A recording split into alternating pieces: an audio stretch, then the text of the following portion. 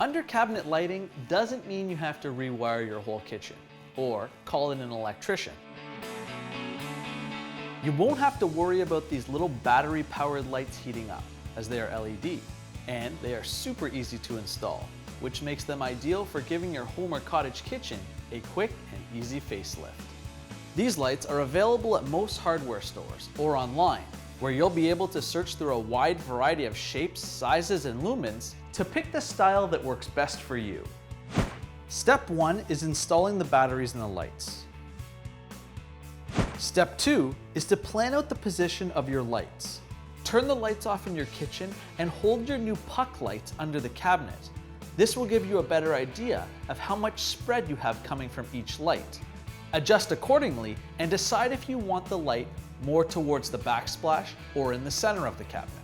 When you've decided on the location, make a pencil mark.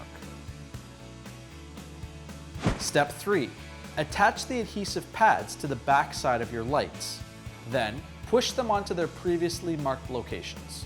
If you're worried about these falling and you want to be overly cautious, you can always install a small screw on the inside.